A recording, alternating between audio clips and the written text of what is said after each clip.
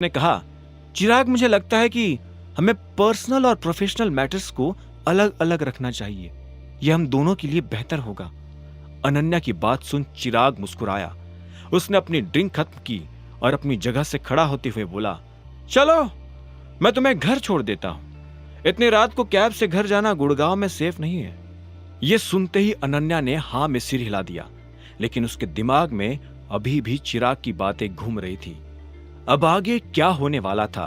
क्या चिराग अनन्या के साथ साइन किया हुआ कॉन्ट्रैक्ट कैंसिल कर देता? क्या अपनी कंपनी को बचाने के लिए अनन्या अभिनव को डिवोर्स दे देगी?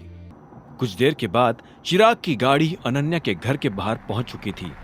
जैसे ही अनन्या दरवाजा खोलकर बाहर निकलने ही वाली थी कि इतने में चिराग ने कहा, भूलना मत कि कॉन्ट्रैक्ट मेरे हाथ में अनन्या, और तुम्हारे डिसीजन का उस पर बहुत बड़ा असर पड़ सकता है। इसलिए जो भी फैसला करो सोच समझ कर करना। अनन्या का मन तो कर रहा था कि वो चिराग से इस बारे में बहस करे, लेकिन वो जानती थी कि लगाम चिराग के हाथ में थी। इसलिए उसने सिर्फ हाँ में सिर हिलाया और नीचे उतर गई।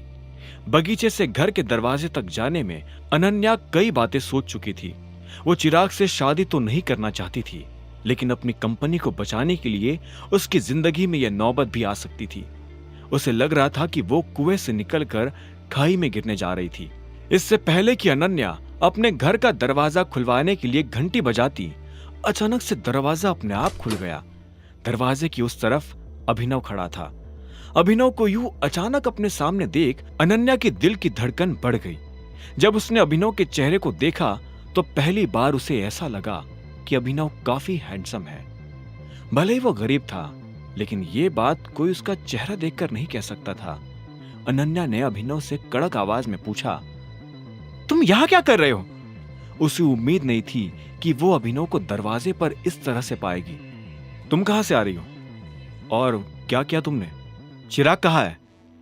जैसे ही अनन्या अपने कमरे में जाने वाली थी कि इतने में अभिनव ने उसे रोका और बोला, तुम्हें अंगूठी चाहिए ना?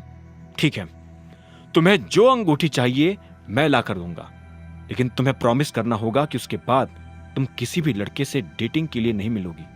उस चिराग से तो बिल्कुल भी नहीं। यह सुनते ही अनन्या, जो कि कमरे में दाखिल होने वाली थी, उसने पलटकर अभिनव को देखा और देखते ही देखते उसके चेहरे पर हंसी आ गई। अभिनव अभी भी गंभीर चेहरे के साथ उसके सामने खड़ा था। अनन्या ने कहा, सीरियसली? मान लो कि अगर मैं कहूं कि मुझे डायमंड रिंग चाहिए तो तुम कैसे लाकर दोगे मुझे डायमंड रिंग? चोरी करोगे? कैसी बातें कर रही हो अनन्या? मैं तुम्हें चोर नजर आता हूं? तुम और तुम्हारी फैमिली मुझे जितना निकम्मा समझती है ना, मैं उतना निकम्मा हूं नहीं। अभिनव ने अनन्या की बात के जवाब में कहा। यह सुनते ही अनन्या जोर जोर से हंसने लगी। इतने भारी और स्ट्रेसफुल दिन के बाद अनन्या को इस तरह से खुलकर हंसने में काफी मजा आ रहा था। उसने हंसते हुए ही अभिनव से कहा, तुम बड़े मजाकिया हो अभिनव, लेकिन ये मत समझ लेना कि तुम हंसा हंसा कर मेरा दिल जीत लोगे। मैं अपना फैसला ले चुकी हूं और उस फैसले को तुम्हारा कोई जोक बदल नहीं सकता है। मैं ये मानती हूं कि तुम नाकारा हो, निकम्मे हो, और इसलिए मैं तुम्हें तलाक देना चाहती हूं। इस बारे में कल सुबह मैं पापा से भी बात करने वाली हूं। तुम एक चीज भूल रही हो, तुम तब तक मुझे तलाक नहीं दे सकती जब तक मैं ना चाहूं। मैं तुम्हें तलाक देकर रहूंगी और वो दिन भी जल्दी आएगा, बहुत जल्दी। अनन्या ने इतना कहा और अपने कमरे के अंदर जाने लगी, लेकिन इससे पहले कि वो कमरे में दाखिल होती, इतने में वो फिर से पलटी और बोली, अरे हां, एक और चीज, आज तुम इस कमरे में नहीं सोने वाले हो। अगर तुम्हें सोना ही है तो जाकर नौकरों वाले कमरे में सो जाओ। इतना कहते ही अनन्या ने कमरे का दरवाजा बंद किया और अंदर चली गई।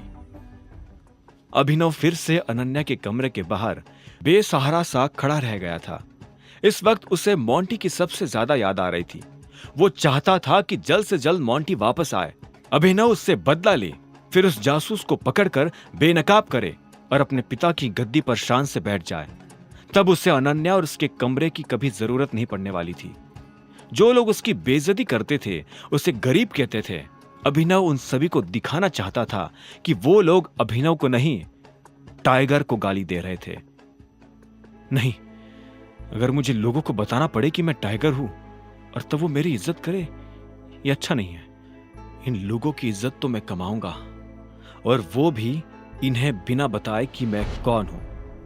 अभिनव ने अपने आप से कहा और एक गहरी सांस लेकर नौकरों के कमरों की तरफ बढ़ने लगा। जब वो कमरे में दाखिल होने ही वाला था कि तभी उसके फोन पर एक मैसेज आया।